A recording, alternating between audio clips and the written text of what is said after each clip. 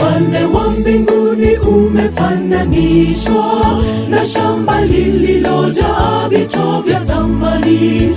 Mtu akaenda kuuza vitu vyote, akaja kulinunua shamba hilo.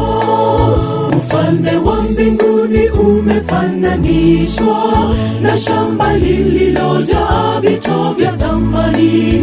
Mtu akaenda kuuza vitu vyote, akaja kulinunua shamba hilo. Soma vitabu upate maarifa, mambo ya thamani yamefichika humo, mambo ya uzima, uzima milele. Soma upate kuyatambua.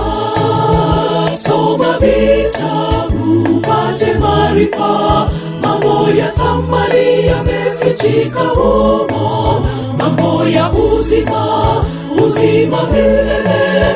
Soma upate kuyatambua.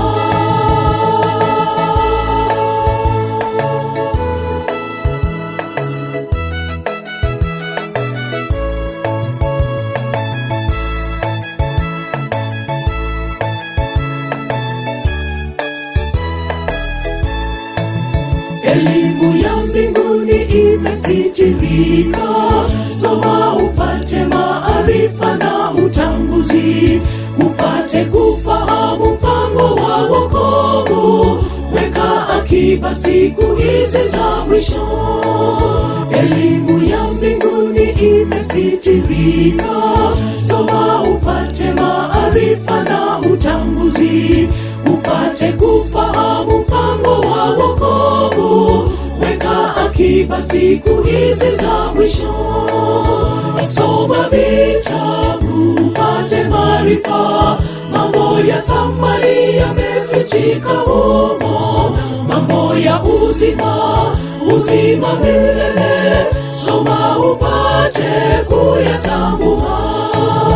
Soma vitabu upate maarifa, mambo ya thamani yamefichika humo, mambo ya uzima, uzima milele.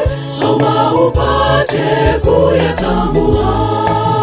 Soma vitabu upate maarifa, mambo ya thamani yamefichika humo, mambo ya uzima, uzima milele. Soma upate kuyatambua.